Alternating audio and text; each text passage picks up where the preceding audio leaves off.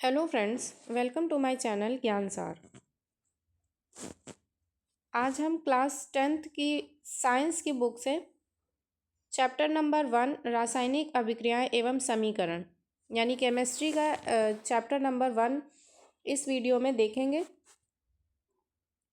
ठीक है, पहले इस वीडियो में हम समरी देखेंगे, मतलब उस चैप्टर का कुछ संक्षिप्तीकरण देखेंगे और फिर उसके बाद हम लोग उससे रिलेटेड मल्टीपल चॉइस क्वेश्चन को करेंगे। ठीक है, तो ये जो चैप्टर रहने वाला है ये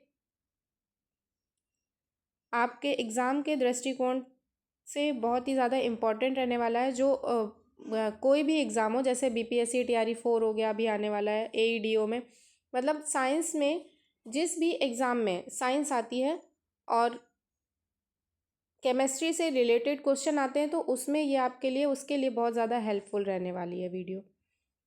तो देखते हैं, चैप्टर शुरू करते हैं। पॉइंट नंबर 1 है रासायनिक अभिक्रिया यानी केमिकल रिएक्शन, है ना। तो इसकी परिभाषा क्या है, सबसे पहले इसकी परिभाषा देखेंगे हम। इस वीडियो में हम लोग बिल्कुल बेसिक से चैप्टर को कवर करेंगे, क्योंकि क्या होता है कि कभी कभी हम लोग से बेसिक से ही क्वेश्चन उठा लिया जाता है और हम लोग इतना ज़्यादा एडवांस पढ़ लेते हैं कि बेसिक जो है वो क्लियर ही नहीं हो पाता। तो वही देखेंगे, परिभाषा क्या है। जब एक या एक से अधिक पदार्थ आपस में प्रतिक्रिया करके नए पदार्थ का निर्माण करते हैं तो उसे क्या बोलते हैं, रासायनिक अभिक्रिया बोलते हैं। ठीक है, क्या है कि जब एक या एक से अधिक पदार्थ आपस में प्रतिक्रिया करके नए पदार्थ का निर्माण करते हैं तो उसे हम क्या बोलते हैं, रासायनिक अभिक्रिया, है ना। उदाहरण देखते हैं। ये जो उदाहरण है ये सारे किससे रिलेटेड हैं, दैनिक जीवन से। तो जैसे दूध का दही बनना, लोहे पर जंग लगना, भोजन पकना, श्वसन क्रिया, ये सब क्या है हमारी, ये सब कहलाती हैं केमिकल रिएक्शन यानी कि रासायनिक अभिक्रियाएं। ठीक है, ये सब क्या कहलाती हैं, केमिकल रिएक्शन यानी कि रासायनिक अभिक्रियाएं। ठीक है, आगे बढ़ते हैं। इन सभी में पदार्थ का गुण बदल जाता है, इसलिए ये सब क्या है, रासायनिक अभिक्रिया है। ठीक है, इसमें क्या बदलता है, पदार्थ का गुण बदलता है। ठीक है, आगे चलते हैं। पॉइंट नंबर 2 है रासायनिक अभिक्रिया की पहचान। अब देखेंगे कि हम लोग कैसे पहचान करेंगे कि यह रासायनिक अभिक्रिया है। तो यदि निम्न परिवर्तन दिखाई दे तो समझें कि रासायनिक अभिक्रिया हुई है। जैसे रंग में परिवर्तन, जैसे किसी कोई भी वस्तु में के अगर रंग में परिवर्तन होता है तो पता चल जाएगा कि क्या है, वहाँ पे रासायनिक अभिक्रिया है ना। तापमान में परिवर्तन, तापमान में परिवर्तन होगा तो रासायनिक अभिक्रिया होगी। गैस का निकलना, जैसे हाइड्रोजन गैस निकलती है, ठीक है, किसी किसी में, तो पता चलेगा कि रासायनिक अभिक्रिया है। और उसकी अवस्था में परिवर्तन है ना, तो भी वो क्या होगा, रासायनिक अभिक्रिया होगी। ठीक है, जैसे दूध का दही बनना, तो ये उसकी अवस्था में परिवर्तन हो रहा है, द्रव से क्या बन रहा है, ठोस बन रहा है, तो वो भी एक प्रकार की क्या है, केमिकल रिएक्शन है। ठीक है, आगे चलते हैं। पॉइंट नंबर 3 है रासायनिक समीकरण यानी कि केमिकल इक्वेशन। रासायनिक अभिक्रिया को संक्षेप में प्रतीकों और सूत्रों द्वारा लिखने को रासायनिक समीकरण बोलते हैं। रासायनिक अभिक्रिया तो हमें समझ में आ गया कि जैसे किसी के अवस्था में परिवर्तन, है ना, कि गैस निकलना या फिर तापमान में परिवर्तन, तो ये सब क्या होंगे, ये सब रासायनिक अभिक्रिया होती है। लेकिन संक्षेप में प्रतीकों और सूत्रों द्वारा लिखने को उसको क्या बोलते हैं, समीकरण बोलते हैं। नीचे देखेंगे हम लोग, जैसे है शब्द समीकरण, जैसे आपको दिया गया है, ये मैग्नीशियम ऑक्सीजन से क्या बन रहा है, मैग्नीशियम ऑक्साइड बन रहा है ना। अब इसका रासायनिक समीकरण कैसे बनेगा, मैग्नीशियम को हमने क्या लिखा है यहाँ पे, Mg, ठीक है, और ऑक्सीजन को O2, ये तो सभी लोग जानते हैं। तो इससे बन क्या रहा है, इससे बन रहा है आपका MgO। ये MgO क्या है, ये MgO हमारा मैग्नीशियम ऑक्साइड। ठीक है, यही हमारी क्या कहलाएगी, केमिकल रिएक्शन कहलाएगी। ठीक है, क्या कहलाएगी, केमिकल रिएक्शन। आगे चलते हैं। आई होप कि सभी को यहाँ तक तो एकदम क्लियर हो गया होगा कि केमिकल रिएक्शन क्या है और केमिकल इक्वेशन क्या है। नेक्स्ट पॉइंट है संतुलित रासायनिक समीकरण। अब हम देखेंगे संतुलित रासायनिक समीकरण क्या होते हैं। उसकी परिभाषा है, जब रासायनिक समीकरण में दोनों ओर परमाणुओं की संख्या समान हो तो उसे संतुलित समीकरण कहते हैं। ठीक है, सबसे पहले हमें देखना होगा कि संतुलित कैसे होगा। जब दोनों तरफ, संतुलन का मतलब क्या होता है, संतुलन का मतलब होता है बैलेंसिंग, है ना। जब दोनों तरफ क्या होगा, परमाणुओं की संख्या समान हो तो उसे संतुलित समीकरण बोलते हैं। जैसे कि यहाँ पे लिखा था, यहाँ पे लिखा है 2mg प्लस O2, तो क्या बन रहा है 2MgO। पहले वाली रिएक्शन में लिखा था Mg प्लस O2, इस तरह से लिखा था, है ना। देखो, तो यहाँ पे MgO2 लिखा था, तो यहाँ पे MgO तो दिखाया गया था, लेकिन यहाँ पे O की बैलेंसिंग जो है वो समान नहीं है। यहाँ पे 2 O है और यहाँ पर एक ही O था। मैग्नीशियम डाइऑक्साइड तो बन रहा था, लेकिन ये एक संतुलित समीकरण नहीं कहलाएगा। ये तो रासायनिक समीकरण केवल एक आपको दर्शाया गया है कि इस तरह से बन सकता है। नीचे देखेंगे संतुलित समीकरण क्या होता है। वहाँ पे परमाणुओं की संख्या क्या होनी चाहिए, समान, है ना। तो ये लिखा है 2mg, यानी कि 2 टाइम्स mg और 2 टाइम्स O2। तो यहाँ पर जो बैलेंस हुआ कि 2 टाइम्स 2 बार mg है और 2 टाइम्स यानी कि 2 बार क्या है, O2 है। तो जब दोनों में ये कुछ इसी तरह से तो लिखा है MgO, है ना, तो दोनों को क्या करना पड़ता है, बैलेंस करना पड़ता है। ठीक है, तो ये हमारा कहलाता है बैलेंसिंग इक्वेशन, है ना। तो संतुलित समीकरण, तो इस तरह से संतुलित करना पड़ेगा आपको, तब ये जाके आपकी रिएक्शन एकदम राइट होगी। नेक्स्ट, संतुलित समीकरण का महत्व क्या है। यह द्रव्यमान संरक्षण नियम पर आधारित है। किस संरक्षण नियम पर, संतुलित, आपसे पूछ दिया जाएगा कि संतुलित समीकरण इनमें से इसका महत्व क्या है, ये किस पर आधारित है ना। और ऑप्शन दे दिए जाएंगे, तो वहाँ पे जैसे एक ऑप्शन आपको दिया जाएगा द्रव्यमान संरक्षण पर आधारित है या नहीं है, तो ये क्या आप टिक करेंगे कि द्रव्यमान संख्या पर ही क्या है, आधारित है। दूसरा, द्रव्यमान संरक्षण नियम पर आधारित होता है। किसी रासायनिक समीकरण में द्रव्यमान ना तो बनता है और ना ही क्या होता है, नष्ट होता है। ठीक है, नेक्स्ट पॉइंट 5 है रासायनिक समीकरण को संतुलित करने की विधि। इसकी विधि क्या है। असंतुलित समीकरण, जैसे अभी आपने देखा था कि असंतुलित समीकरण ही तो लिखा गया था, वहाँ पे क्या लिखा गया था, Mg और O2, है ना। इसको लिख दिया गया था MgO, मैग्नीशियम ऑक्साइड। ठीक है, मैग्नीशियम ऑक्साइड, लेकिन यहाँ पर O जो है कहीं बैलेंस है, यहाँ पे एक बार O है और यहाँ पे कितने बार है, 2 बार है, तो ये बैलेंस तो है नहीं, तो ये क्या हो गया, असंतुलित समीकरण है। फिर क्या है, सभी तत्वों के परमाणुओं की संख्या लिखनी है। अब यहाँ पे परमाणुओं की संख्या 2 है, यहाँ पर 1 है, तो यहाँ पर तो 1 और कहीं कहीं होना चाहिए। तो देखते हैं अब इसको कैसे बैलेंस किया जाएगा। नीचे गुणांक लगाकर संतुलित करें। इसको क्या करना है, गुणांक लगाकर संतुलित करना पड़ेगा और अंत में जांच करें। जैसे कि देखिए, उदाहरण से समझते हैं हम लोग। उदाहरण दिया गया है Fe प्लस H2O। क्या दिया गया उदाहरण,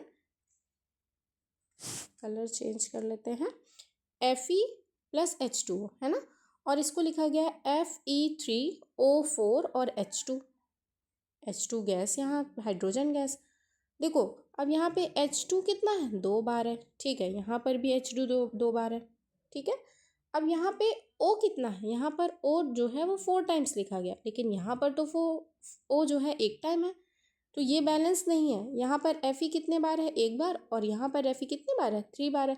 तो ये क्या संतुलित समीकरण कहलाएगा, नहीं, ये कहलाता है, ये कहलाएगा आपका असंतुलित, है ना। क्या कहलाएगा, असंतुलित समीकरण कहलाएगा। ये अभी संतुलित नहीं है। अब देखो इसको कैसे संतुलित किया गया। इसी में यहाँ पर जब ये बनाया गया Fe3O4, है ना, तो यहाँ पर भी मुझे क्या करना पड़ेगा, गुणांक लगाना पड़ेगा। यहाँ पे Fe3 बन रहा था, तो यहाँ पर भी 3 टाइम्स Fe होना चाहिए। ठीक है, और यहाँ पे H2O, एक H2 तो यहाँ पर चला गया था, यानी कि 2 बार H निकल गया, 2 बार H बचा रहेगा, है ना। 4 2 ज़ा 8, 4 टाइम H बचेगा, तो यहाँ पे 4 का मल्टीप्लाई करा दिया, तो यहाँ पे 4 2 ज़ा 8 टाइम हो गया। फिर यहाँ पर O कितने बार है, देखो 4 टाइम है, तो यहाँ पर भी O कितने बार कर दिया गया, 4 टाइम। तो ये जो हमारा रिएक्शन कहलाएगा, ये हमारा होगा संतुलित समीकरण। ठीक है, संतुलित समीकरण में क्या करना पड़ेगा, सबसे ज़्यादा इम्पॉर्टेंट बात यही है कि आपको उसमें जो परमाणुओं की संख्या है वो दोनों तरफ क्या होनी चाहिए, बैलेंस होनी चाहिए। यहाँ पे 3 टाइम Fe था, तो यहाँ पर भी 3 टाइम ही दिख रहा है। यहाँ पर O कितने टाइम है, 4 टाइम, तो यहाँ पर भी आपको 4 टाइम दिख गया। और यहाँ पर H2 4 2 ज़ा 8 टाइम, तो यहाँ पर भी 4 2 ज़ा 8 टाइम। ठीक है, आगे चलेंगे। पॉइंट नंबर 6, भौतिक अवस्था के संकेत। रासायनिक समीकरण में पदार्थों की अवस्था भी लिखते हैं।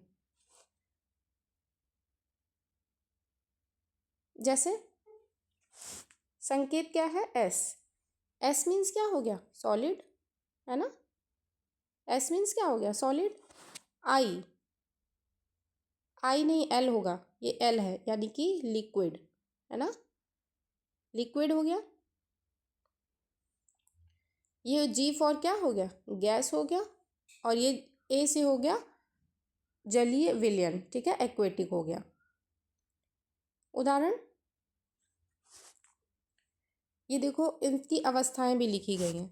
3Fe जो है ये किस में है, सॉलिड में, है ना, ये सॉलिड में है। ये देखो H2O किस में है, ये गैस में है, ये भी सॉलिड में है, और ये किस में है, गैस में। ठीक है, तो ये अवस्थाएं इस तरह से लिखी जाती हैं। पॉइंट नंबर 7, रासायनिक अभिक्रियाओं के प्रकार। रासायनिक अभिक्रियाओं के प्रकार देखेंगे, सबसे नंबर फर्स्ट पर है संयोजन अभिक्रिया, यानी कि कॉम्बिनेशन रिएक्शन। इसकी परिभाषा क्या है, जब दो या दो से अधिक पदार्थ मिलकर एक ही उत्पाद बनाते हैं। जब दो या दो से अधिक पदार्थ मिलकर क्या बनाते हैं, एक ही उत्पाद बनाते हैं, है ना, तो वो क्या कहलाता है, कॉम्बिनेशन रिएक्शन कहलाती है। उदाहरण के लिए जैसे CaO और H2O, ये मिलकर क्या बना रहा है, CaOH का होल ट्वाइस, और ऊष्मा निकल रही है ना, ये एक ही उत्पाद तो बना रहे हैं, ये बना रहे हैं, तो ये हमारा क्या कहलाएगा, पदार्थ मिलकर एक ही उत्पाद बनाते हैं, तो ये हमारी संयोजन अभिक्रिया कहलाएगी। ठीक है, जैसे चूने का पानी बनना, ये क्या है, संयोजन अभिक्रिया है। चूने का पानी बनना क्या है, ये है आपकी संयोजन अभिक्रिया। क्या है, संयोजन अभिक्रिया। जैसे ऑप्शन में कभी कभी आपको दे देता है कि 4 ऑप्शन दे देगा, है ना, और उनमें से ये भी देगा एक तो, और आपसे पूछ देगा इनमें से संयोजन अभिक्रिया कौन सी है बताइए, तो उसमें कॉम्बिनेशन रिएक्शन कौन सी है बताना है, तो ये एक ऑप्शन ज़रूर दिया जाएगा आपको, चूने का पानी बनना, है ना, तो ये आपकी संयोजन अभिक्रिया हो जाएगी। ठीक है, ये सभी को ध्यान रखना, ये छोटे छोटे पॉइंट्स हैं जो बहुत ज़्यादा इंपॉर्टेंट हो जाते हैं, जिसको हम लोग अक्सर क्या कर देते हैं, इग्नोर कर देते हैं। देखिए ये पॉइंट्स अगर आप में आ जाएगा तो ये अभी जैसे आप ध्यान से नहीं पढ़ेंगे और यही पॉइंट आ गया पेपर में तो ये मिस हो जाएगा आपसे। तो इसीलिए जितने भी पॉइंट्स इसमें लिखे हैं वो सब इम्पॉर्टेंट है, जो कैसे भी पेपर में आपके आ सकते हैं, ऑप्शनल में आएगा तो ज़रूर आपको पेपर में मिलेगा ये। नेक्स्ट, दूसरी है अपघटन अभिक्रिया, डीकम्पोजिशन रिएक्शन। परिभाषा क्या है, जब एक पदार्थ टूटकर दो या दो से अधिक पदार्थ बनता है। ऊपर हम लोग जो पढ़े थे कॉम्बिनेशन रिएक्शन यानी कि संयोजन अभिक्रिया। संयोजन अभिक्रिया में क्या हो रहा था कि बहुत सारे पदार्थ थे, दो या दो से अधिक पदार्थ थे, है ना, वो मिलकर क्या बना रहे थे, दो या दो से अधिक पदार्थ मिलकर बना रहे थे एक उत्पाद, है ना, ये एक पदार्थ और एक पदार्थ ये मिलकर क्या बना रहे थे, आपके एक उत्पाद बना रहे थे, है ना। इसी तरह डीकम्पोजिशन रिएक्शन में क्या होगा, डीकम्पोजिशन का मतलब हो गया टूट जाना, है ना, तो एक पदार्थ टूट कर इसमें दो या दो से अधिक पदार्थ बनाएगा, है ना, तो इसमें एक पदार्थ टूटेगा कोई बड़ा और ये दो या दो से अधिक पदार्थ ऐसे बना देगा। ठीक है, ये आपको याद रखना है। देखते हैं इसका उदाहरण, जैसे CaCO3, है ना, ये टूटकर दो पदार्थ में टूट रहा है, जैसे CO में टूट रहा है, एक तो इससे निकल रहा है CaO और एक निकल रहा है CO2, कार्बन डाइऑक्साइड निकल रहा है और एक CaO निकल रहा है। ठीक है, तो ये क्या है, ये है आपका डीकम्पोजिशन रिएक्शन। ठीक है, नेक्स्ट इसके भी प्रकार हैं, ऊष्मीय अपघटन, प्रकाशीय पट अपघटन और विद्युत अपघटन। ऑप्शन है ऑप्शन सॉरी इसका थर्ड जो पॉइंट है वो है विस्थापन अभिक्रिया। डिस्प्लेसमेंट रिएक्शन परिभाषा है, जब एक तत्व दूसरे तत्व को उसके यौगिक से हटा देता है। जब एक तत्व दूसरे तत्व को उसके यौगिक से क्या कर देता है, हटा देता है, तो वो विस्थापन रिएक्शन यानी कि डिस्प्लेसमेंट रिएक्शन कहलाता है। ठीक है, नेक्स्ट इसका उदाहरण क्या है,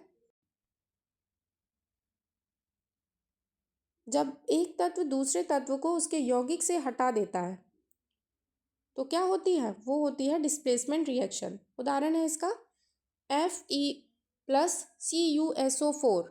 तो देखो ये क्या बन रहा है यहाँ पे, डिस्प्लेसमेंट ही तो हो रहा है। Fe जो है किसके साथ कनेक्ट हो रहा है, SO4 के साथ, है ना, और Cu को अलग कर दिया गया। ठीक है, तो FeSO4 और Cu बन गया, तो ये हमारी कहलाएगी डिस्प्लेसमेंट रिएक्शन। लोहे की कील को कॉपर सल्फेट में डालने पर रंग बदलता है। ये इम्पॉर्टेंट हो जाता है पॉइंट आपके लिए। लोहे की कील को कॉपर सल्फेट में डालने पर क्या होता है, रंग बदलता है। ठीक है, उसका रंग में परिवर्तन आ जाता है, तो ये हमारी कहलाती है डिस्प्लेसमेंट रिएक्शन। नेक्स्ट, द्विविस्थापन अभिक्रिया यानी डबल डिस्प्लेसमेंट रिएक्शन। जब दो यौगिकों के आयन आपस में अदला बदली करते हैं तो वो द्विविस्थापन अभिक्रिया कहलाती है। जैसे देखेंगे, जैसे लिखा हुआ है Na2SO4 BaCl2, तो क्या बनेगा, BaSO4, है ना, और क्या बना 2NaCl। देखो Cl यहाँ पे 2 बार है और यहाँ पे Na भी 2 बार है, तो इसको बैलेंस किया गया है। यहाँ पे 2 टाइम्स NaCl और BaSO4। ठीक है, आई होप कि ये सभी चीज़ें आपको समझ में आ रही होंगी। अगर नहीं समझ में, एक बार भी नहीं समझ में आ रही है, तो आप वीडियो को पॉज करके फिर से देख सकते हैं। 1-2 बार वीडियो देखेंगे आपको ये सारी चीज़ें क्लियर हो जाएंगी। विशेषता क्या है, अवक्षेप बनता है। 8वां नंबर पॉइंट है उपचयन और अपचयन यानी कि रिडॉक्स रिएक्शन। तो उपचयन क्या है, ऑक्सीडेशन। ऑक्सीडेशन क्या है, जब किसी पदार्थ में ऑक्सीजन का योग होता है तो वो क्या कहलाता है, ऑक्सीडेशन कहलाता है। जैसे कि हाई स्कूल के एग्जाम होंगे तो ये 1 नंबर में पूछ लिया जाएगा, और कंपटीशन एग्जाम में ये मल्टीपल चॉइस क्वेश्चन में आ जाएगा कि ऑक्सीडेशन क्या है। जब किसी पदार्थ में ऑक्सीजन का योग होता है तो वो क्या होता है, ऑक्सीडेशन होता है। ठीक है, उदाहरण के लिए 2Cu और O2, तो 2 टाइम्स CuO, तो ऑक्सीजन का योग हो रहा है ना इसमें, देखो ऑक्सीजन जो है वो जोड़ दिया गया है, तो ये क्या हो गई, ऑक्सीडेशन रिएक्शन हो गई। ठीक है, अपचयन रिडक्शन, जब किसी पदार्थ में ऑक्सीजन का ह्रास होता है यानी कि ऑक्सीजन हटाया जाता है, हानि होती है, तो वहाँ पे रिडक्शन होता है। जैसे कि CuO और H2, क्या लिखा है, CuO और H2, तो Cu को अलग कर दिया गया और H2O को अलग कर दिया गया, है ना। तो यहाँ पे क्या हो रहा है, ऑक्सीजन का ह्रास हो रहा है। यहाँ कहीं ऑक्सीजन दिख रही है, नहीं दिख रही है, ऑक्सीजन का ह्रास हो रहा है। ऑक्सीजन को जोड़ दिया गया है किसके साथ, H2O, ये तो पानी बन गया ना, जल, है ना। तो इसलिए या ये क्या हो जाएगा, रिडक्शन हो जाएगा। ये आपको की पॉइंट याद रखना है कि रिडक्शन में आपका ह्रास होता है ऑक्सीजन का, और जो ऑक्सीडेशन होता है उसमें ऑक्सीजन का योग हो जाता है। नेक्स्ट पॉइंट नंबर 9 है दैनिक जीवन में रासायनिक अभिक्रियाएं। संक्षारण, कोरोजन, धातु का वायु और नमी के संपर्क में आकर खराब होना, वो क्या होता है, संक्षारण होता है। धातु का वायु और नमी के संपर्क में आकर क्या हो जाना, खराब हो जाना, वो होता है संक्षारण। उदाहरण है लोहे पर जंग लगना, ये क्या है, संक्षारण ही तो है। फिर है विकृत गंधिता यानी कि रैंसिडिटी, वसा तथा तेल का ऑक्सीकरण होने से उसका स्वाद और गंध खराब हो जाती है, जैसे बासी तेल।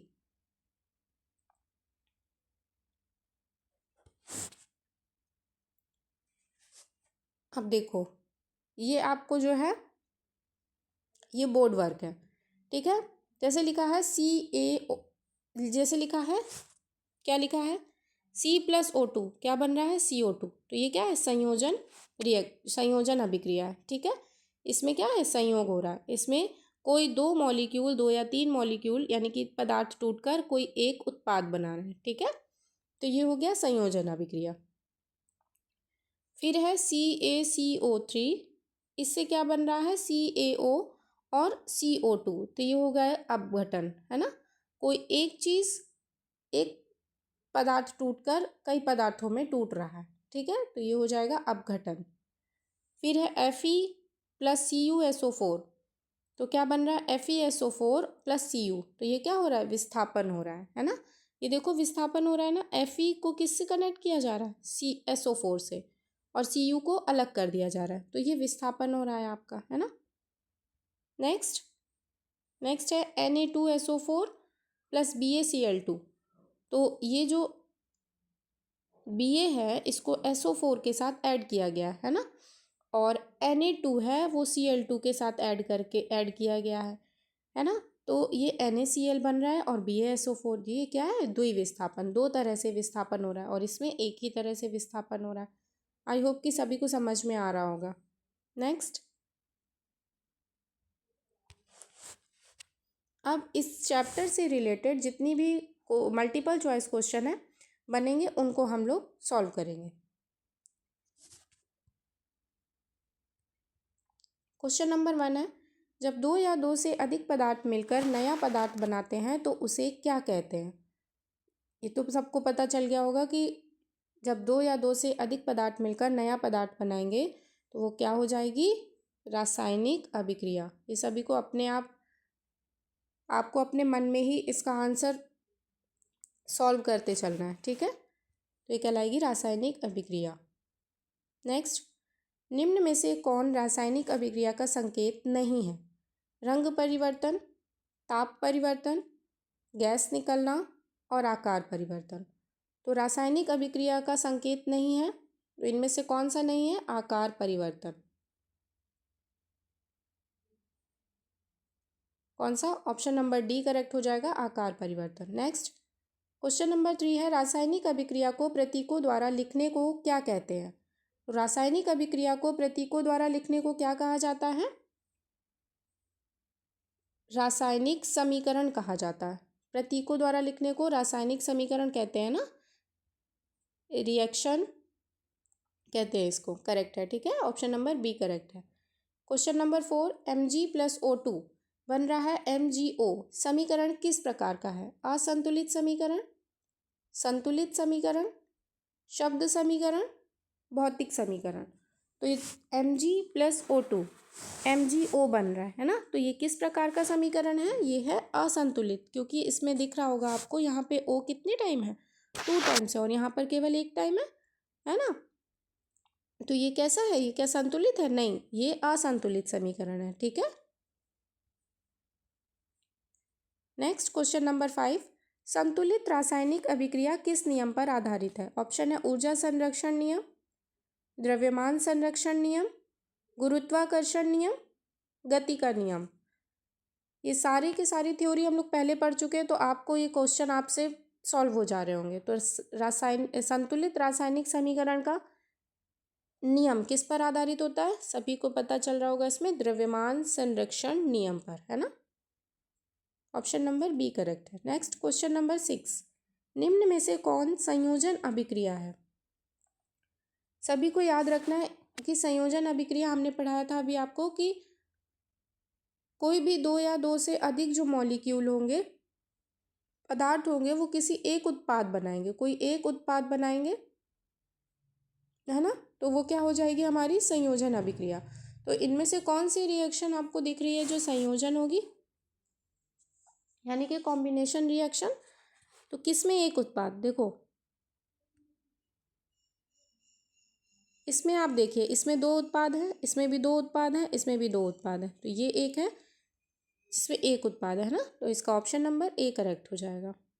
नेक्स्ट, क्वेश्चन नंबर 7, CaCO3 से क्या बन रहा है CaO प्लस CO2 बन रहा है, ठीक है। किस प्रकार की अभिक्रिया है, संयोजन, अपघटन, विस्थापन, द्विविस्थापन।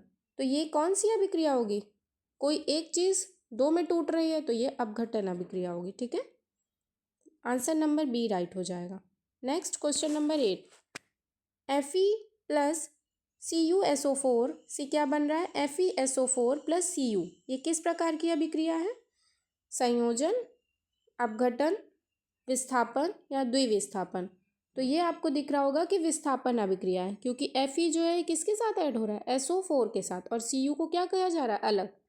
तो ये किस प्रकार की अभिक्रिया है, विस्थापन। ठीक है। Next question number 9।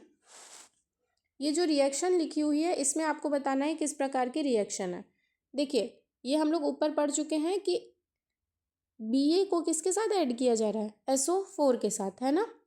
एक ये बन रहा है और दूसरा यहाँ पे 2 टाइम्स होगा, NaCl, है ना। यहाँ पे भी Na2 है, यहाँ पे Cl2 हो। तो ये किस प्रकार की अभिक्रिया होगी, द्विविस्थापन अभिक्रिया। ठीक है। Next question number 10।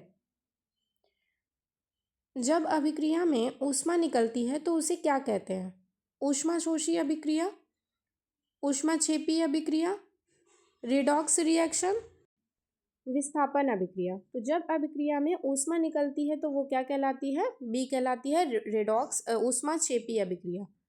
ठीक है, क्या कहलाती है, ऊष्माक्षेपी अभिक्रिया कहलाती है। जब ऊष्मा निकलती है तो वो ऊष्माक्षेपी अभिक्रिया कहलाती है। ठीक है। Next question number 11। जब अभिक्रिया में ऊष्मा अवशोषित होती है तो उसे क्या कहते हैं, उसे कहते हैं ऊष्माशोषी अभिक्रिया। जब ऊष्मा अवशोषित होगी तो ऊष्माशोषी अभिक्रिया कहलाएगी। Question number 12। निम्न में से कौन अपघटन अभिक्रिया का उदाहरण है। अपघटन अभिक्रिया में क्या होता है, कोई एक पदार्थ जो होगा, कोई एक जो पदार्थ होगा वो किसी दो या तीन में टूटेगा। ठीक है, तो वो होगी अपघटन अभिक्रिया। तो इसका ऑप्शन नंबर आपका बी करेक्ट हो जाएगा। ठीक है। Next question number 13। अपचयन का अर्थ है ऑक्सीजन का ह्रास, ऑक्सीजन का योग, हाइड्रोजन का ह्रास, दोनों, बी और सी। तो अपचयन का अर्थ क्या होता है, अपचयन का अर्थ होता है ऑक्सीजन का ह्रास और ऑक्सीजन का योग। ठीक है। उपचयन का अर्थ, रेडॉक्स रिएक्शन इसी को बोलते हैं ना। तो रेडॉक्स रिएक्शन में क्या होता है, ऑक्सीजन का ह्रास भी और ऑक्सीजन का योग भी। नेक्स्ट अपचयन का अर्थ, अपचयन क्या होता है आपका, ऑक्सीडेशन होता है ना। अपचयन होता है ऑक्सीडेशन। तो ऑक्सीडेशन कब होता है, जब ऑक्सीजन का योग होता है। ठीक है। लोहे पर जंग लगना किसका उदाहरण है, संक्षारण, विकृत गंधिता, अपघटन और संयोजन। तो लोहे पर जंग लगना क्या है, संक्षारण है। नेक्स्ट तेल और वसा के खराब होने को क्या कहते हैं, इसको बोलते हैं विकृत गंधिता। Next question number 17। जल का विद्युत अपघटन करने पर कौन सी गैस बनती है। तो जल का विद्युत अपघटन करने पर ये बनेगा आपका हाइड्रोजन और ऑक्सीजन। ठीक है, जल का विद्युत अपघटन करने पर हाइड्रोजन और ऑक्सीजन गैस बनती है। Next question number 18।